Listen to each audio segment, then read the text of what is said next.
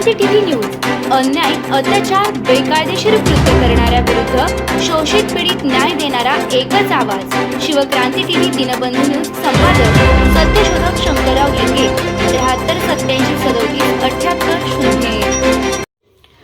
बाळासाहेब ठाकरे जयंती विशेष. ओबीसींवरचा अन्याय, भुजबळांची अग्निपरीक्षा आणि अखेर सत्याचा विजय. दिनांक 23 जानेवारी हिंदुहृदय सम्राट बाळासाहेब ठाकरे यांचा जन्मदिवस. याच ऐतिहासिक दिवशी महाराष्ट्राच्या राजकारणात एक महत्त्वाचा अध्याय पुन्हा अधोरेखित झाला. तो म्हणजे ओबीसींचे खंदे नेते बाळासाहेबांच्या नेतृत्वात घडलेले शाखा अध्यक्षांपासून मुंबईचे नगरसेवक, विरोधी पक्षनेते, 2 वेळा महापौर, 7 वेळा आमदार, उपमुख्यमंत्री, गृहमंत्री, बांधकाम व महसूल मंत्री अशी प्रदीर्घ कारकीर्द गाजवलेले छगनरावजी भुजबळ यांच्यावर झालेला अन्याय आणि त्या अन्यायावर मिळालेल्या न्यायाचा शिक्का. 2016 साली महाराष्ट्र सदन, महाराष्ट्र धन घोटाळ्याच्या नावाखाली अँटी करप्शन आणि ईडी सारख्या केंद्रीय यंत्रणांनी छगन भुजबळ साहेब, त्यांचे पुत्र आमदार पंकज भुजबळ, पुतणे खासदार समीर भुजबळ आणि डॉक्टर शेफ अली भुजबळ यांना लक्ष्य केलं.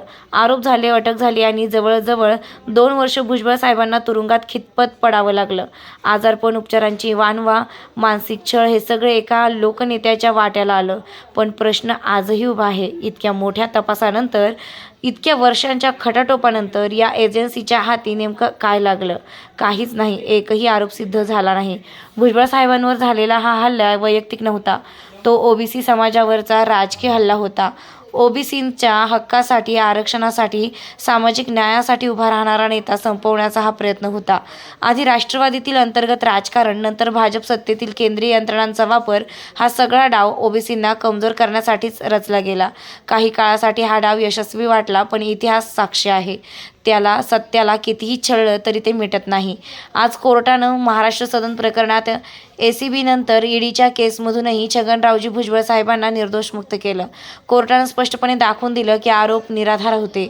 म्हणजेच 2 वर्षांचा तुरुंगवास, अपमान, आजारपण, कुटुंबाची फरफट हे सगळं एका निर्दोष नेत्याला मुद्दाम भोगायला लागलं होतं.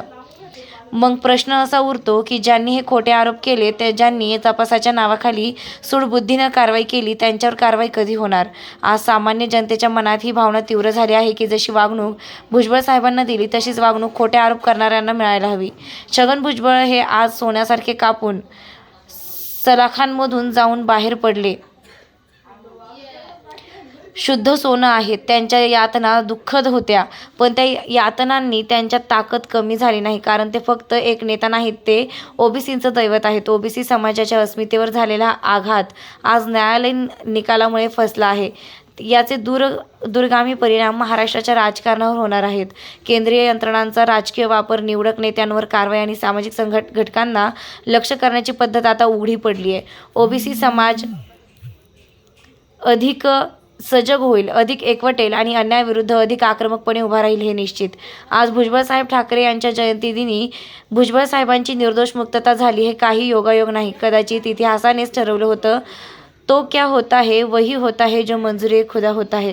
बाळासाहेबांनाही आज कुठेतरी समाधान मिळाले असेल की त्यांचा एक सहकारी दोषी नसतानाच छळला गेला, पण अखेर सत्य जिंकलं.